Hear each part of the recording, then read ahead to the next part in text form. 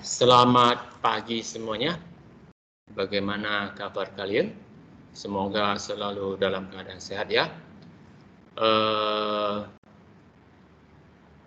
Kita di dalam semester 2 ini kita akan melanjutkan topik kita memasuki yaitu namanya pemrograman visual.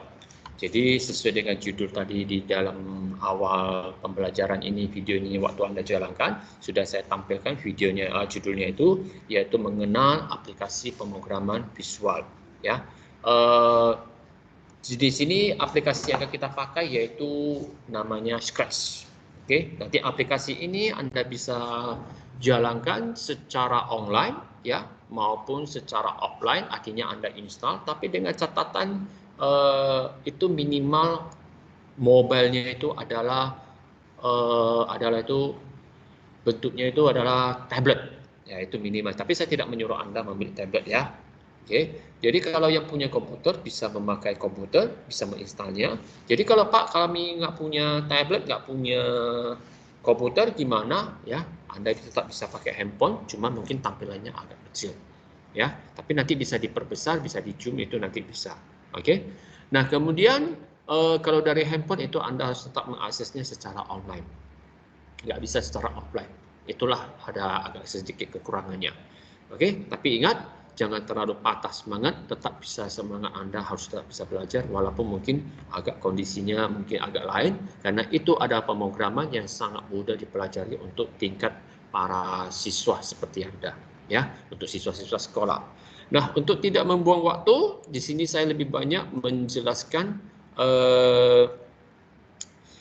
bagian-bagian yang ada terdapat di dalam pemrograman visual ini. Jadi pemrograman di sini maksudnya adalah kita memprogram ya apa yang mau dia lakukan kayak gitu. Jadi seperti kayak Anda mungkin masuk pintu tol ya, itu ada sebuah alatnya itu sudah ada di program. Oke. Jadi contohnya seperti Anda masuk ke Rian Market ya, waktu Anda tekan tombolnya dia otomatis bisa mencetaknya. Jadi itu semuanya sudah diprogram. Ya, termasuk waktu mungkin Anda misalnya seperti kayak mungkin bermain game ya, kayak seperti video game gitu ya, mungkin melalui PS ya, PlayStation ataupun Xbox kalau yang punya ya, ataupun mungkin dari handphone Anda ya, semuanya itu sudah diprogram termasuk handphone Anda. Oke. Nah, untuk tidak membuang waktu lagi, langsung aja saya tampilkan yang ada di layar kita. Jadi di sini ya, di sini Anda bisa melihatnya dengan jelas, oke? Anda bisa melihatnya dengan jelas. Jadi di sini saya sengaja tampilkan tampilannya itu dalam bentuk handphone, ya, tampilannya dalam bentuk handphone supaya Anda ini lebih mudah, ya, mengenalnya.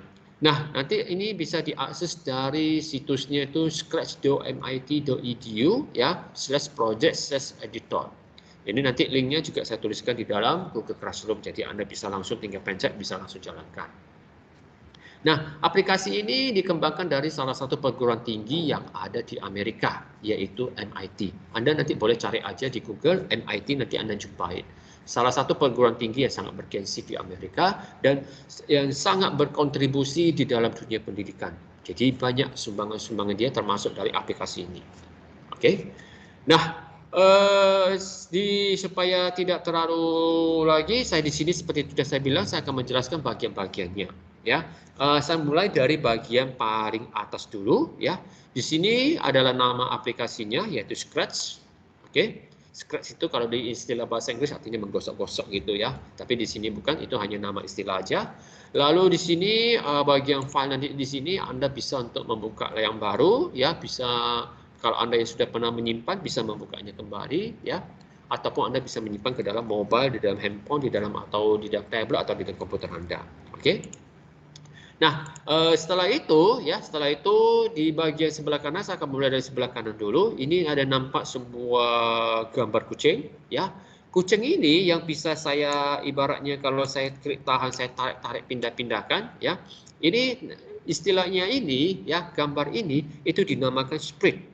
Jadi di sini ada namanya Sprite. Sprite ini bukan minuman bersoda, ya, bukan air putih yang bersoda yang diminum yang harus dibeli, bukan seperti itu. Ini hanya sebuah istilah. Oke. Nah, Lalu spray ini nanti Anda bisa mengubah ukurannya di dalam stage-nya ya. Misalnya contoh mau dibesarkan lebih besar misalnya jadi 200% ya, bisa. Ataupun Anda mau buat lebih kecil lagi bisa. Oke. Jadi ini hanya sebuah caranya saja. Nah, kemudian yang selanjutnya lagi, ini saya balikkan lagi, Anda juga bisa memutar arahnya itu direction-nya. Ya, arahnya itu mau putar mana. Jadi ini Anda mau arahkan ke sampai apa? Ya bisa. Jadi tinggal diputar-putar. Oke? Atau Anda bisa memasukkan angkanya lagi seperti yang tadi, ya. Juga bisa. Ya. Nah, kemudian yang selanjutnya lagi, kalau Anda ingin menambahkan spread yang lain, ya, Anda cukup aja pencet aja tombol lambat icon kepala kucing ini. Oke? Kemudian klik lagi dalam gambar kucing ini sekali lagi. Maka dia akan menampilkan, ini karena kita terhubung ke secara online ke jaringan, maka dia harus terhubungnya baru bisa mengambilnya. Nah, di atasnya ini bisa memilih kategori apa saja. Misalnya saya mau pilih kategori fantasi, ya, dunia-dunia fantasi. Jadi bisa aja kita seperti ini, kita ambil aja, ya, cari ambil sesuatu. Mungkin saya mau ambil yang ini satu, gambar sapu nenek sihir, saya ambil aja. Oke, sehingga spread yang sudah saya pilih nanti akan dimasukkan ke dalam latar putih ini. Latar putih ini latar yang putih ini disebut sebagai stage, latar belakangnya. Ya, jadi latar belakang ini disebut stage, tapi bukan disebut sebagai background. Oke. Nah, jika sudah dimasukkan, spread yang tadi kita pilih akan nampak di dalam stage kita. Oke. Dan kita bisa memindahkan objek yang satu dengan objek yang lain. Oke. Nah, seandainya kalau ada objek yang kita tidak inginkan, kita bisa membuangnya. Contoh mungkin gambar sapunya nggak mau, saya bisa membuangnya lagi, ya, dengan cara setelah kita memilih spreadnya ini, di atasnya ada nampak sebuah gambar ikon tong sampah, kita tinggal pilih aja gambar ikon tong sampah ini. Maka itu artinya spreadnya itu tidak mau, kita akan buangkan. Oke? Nah, kemudian yang selanjutnya lagi, ya, di bagian state-nya ini, artinya latar belakangnya ini, itu juga bisa kita ganti, yaitu kita atur aja di bagian latar belakang ini, yaitu bagian stage. Oke, caranya juga tidak beda jauh, ya, cukup kita pilih aja gambar pemandangan ini, gambar ikonnya ini, lalu kita pilih sekali lagi, ya, otomatis nanti ditampilkan lagi latar belakang yang kita inginkan. Oke, mungkin kita mau ambil yang dari dunia fantasi juga misalnya, ya. Contohnya saya ambil yang dari sini, oke. Saya ambil mungkin bagian castle, bagian istana punya, ya di sini sudah ada. Jadi latar belakangnya ini bisa kita bebas ganti. Supaya apa? Supaya tampilannya lebih bagus. Oke, jadi enak. Nah, kemudian kita masuk ke bagian atas, ini adalah pengaturan tata letak bagian pemrograman visual ini, ya. Kalau saya pilih yang bagian kecil ini, yaitu dia lebih fokus ke bagian pengkodian. Oke, biar area pengkodiannya lebih besar. Oke, tapi jangan lupa di sini coding kita di sini karena kita tadi sudah bilang visual, kita jarang mengetik-ketik. Ya, kebanyakan tarik sana, tarik kemari. Paling-paling hanya kita men-setel angkanya saja. Oke, nah jadi disinilah dinamakan visual. Jadi kita nggak perlu, kita hanya tarik sana, lepaskan ke sini, tarik sini, lepaskan ke sana, gitu aja. Oke. Nah, kalau gambar icon yang kedua ini seperti tadi ukurannya ukuran normal yang seperti standar. Kalau kita mau fokus ke bagian gambarnya ini, bagian state-nya ini, ya, area ini bagian yang diapain, ya kita bisa menzoomkannya di sini. Maka nanti hanya bagian ini aja kita nampak, hanya ada nampak tombol start sama tombol stop. Tombol start ini artinya pemrograman kita dijalankan, ya. Stop ini berarti artinya pemrograman kita berhentikan. Itu nanti setelah kita mengontrolnya semuanya. Nah, kalau ingin kembali lagi, tinggal aja tekan tombol yang diperkecil ini. Oke, sangat mudah ya. Nah, setelah itu bagian sebelah kanan ini sudah selesai. Bagian sekarang kita masuk ke bagian di atas sini, ya. Di atas tab ini ada 3. Saya mulai dari bagian sound dulu. Namanya saja sudah sound, berarti bagian ini untuk mengatur suara. Suara ini bisa nanti kita masukkan, bisa juga suaranya ini bawaan, ya. Tapi pada umumnya ini bisa kita masukkan sendiri, ya. Nah, kalau misalnya kita ingin mendengar suara yang sudah ada di dalamnya, bisa kita tekan tombol play aja. Oke. Jadi kalau setelah Anda menekannya, seharusnya Anda mendengar suaranya. Apakah Anda mendengar suaranya? Di sini saya sih mendengar suara lagi spread yang kucing ini lagi memeong-meong. Oke, minta pulang masuk ke dalam istana. Oke. Nah, kemudian yang selanjutnya lagi, setelah sound ini, ya, bagian pengaturan suara, kita bisa juga lagi masuk ke bagian kostum. Kostum ini terfokus pada bagian spreadnya, ya. Kalau ada spreadnya yang mendukung, maka di dalamnya bisa lebih dari satu kostum. Kalau kostumnya itu hanya satu aja, maka nanti di sini hanya nampak satu. Artinya maksudnya kostum ini dia bisa mengganti, ya, seperti ini saya pilih kostum nomor 2, maka kita bisa lihat spreadnya ini yang semulanya dalam keadaan berjalan seperti keadaan berlari. Saya balik lagi, saya klik lagi, lihat arah kakinya, ya, sama arah tangannya. Jadi kalau ini tinggal hanya putar balik saja, maka nampak seperti spread ini sedang berlari, si kucing ini lagi lari. Itu, oke? Nah ini nanti kita bisa mempelajarinya lebih dalam. Nah, di dalam bagian ini juga kita bisa kotak-atik, ya. Tapi saya sendiri lebih suka kalau memang mau kotak-atik kita buat sendiri, oke? Nah, itu bagian kostum. Kemudian yang terakhir bagian coding. Nah, bagian coding di sini yaitu kita mengatur spread ini mau bagaimana, ya. Apakah kita mau gerakkan dia? Caranya bagaimana?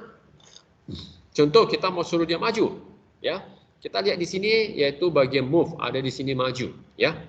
Tinggal tarik aja, ya, kita masukkan ke area coding ini. Oke, kita lepaskan. Inilah namanya visual. Kita kalau mau lihat reaksinya, kita jalankan aja, klik 2 kali aja. Oke. Jadi setelah kita klik 2 kali, maka seharusnya ini kucingnya ini atau spreadnya ini bisa berjalan sesuai yang kita perintahkan, sesuai dengan blok ini, yaitu suruh dia maju ke depan sebanyak 10 langkah. Oke, jadi setelah kalau kita double klik, biasanya itu nampak warna kuning, maka nampak si spread ini akan bisa berjalan. Yang semulanya di sini, dia sudah berada di sini. Oke, kalau misalnya kita mau lebih maju lagi, lebih banyak sekali langkah, ya udah kita ganti aja angka di sini. Ya, misalnya kita mau sekali ganti 50. Oke, setelah itu kita klik tempat kosong, kita jalankan lagi. Nah, langsung dia jauh, ya. Nah itu. Oke, sudah mau sampai ke ujung dia. Nah, lalu yang kedua, kalau kita bisa mau masukkan lagi ke lain, misalnya suruh dia putar lagi, ya. Di sini ada tune, ya, bisa kita putar, ya. Boleh masukkan ke atas atau masukkan ke bawah. Maksudnya apa? Perintah mana yang mau kita jalankan duluan? Apakah suruh dia berjalan dulu, baru putar, atau putar dulu baru berjalan? Jadi di sini, ya, di sini diajarin bagaimana caranya ini. Jadi kalau inilah namanya visual. Jadi tinggal kita hanya menarik sana, menarik kemari aja, ini sudah selesai. Oke, inilah namanya visual. Jadi kalau kita mau putarnya lebih besar lagi, tinggal kita ganti aja. Misalnya kita mau putar sekaligus 45 derajat, tinggal kita ganti aja 45 derajat. Nah, kalau ini misalnya saya letakkan di sini dulu, ya, kucingnya spreadnya saya letakkan di sini. Kalau saya double klik, ya, maka artinya itu dia maju 50 langkah lalu putar 45 derajat searah jarum jam. Contoh sekali lagi, ya.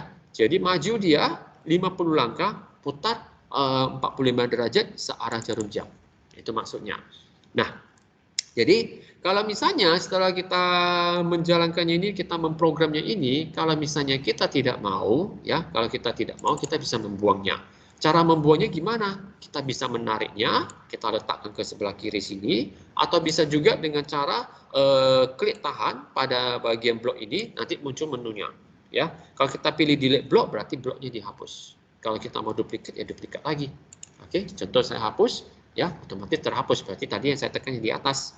Oke, jadi kalau ini, kalau misalnya mau saya buang, ya udah tinggal saya tarik aja, saya campakkan sebelah kiri juga sama. Oke. Nah, bagian sebelah kiri di sini, ya, bagian sebelah kiri ini adalah berisi kategori-kategori dari blok coding ini, ya, blok program, blok kodenya. Jadi kalau yang ini biasanya untuk motion, berarti untuk mengatur gerakan. Jadi kita bisa geser ke bawah, bisa melihatnya. Sebenarnya sih bisa aja kita geser ke bawah seterusnya sampai ke paling bawah. Tapi ini menunya panjang. Ya, bisa lihat waktu saya geser, scroll bar-nya ini hanya sampai di sini, jadi panjang. Jadi kalau kita malas, kita pindah aja ke kategorinya. Oh, saya mau pindah ke bagian LUTs. LUTs itu artinya tampilannya. Ya, tampilannya mau bentuknya gimana. Kemudian sound berarti untuk pengaturan suara.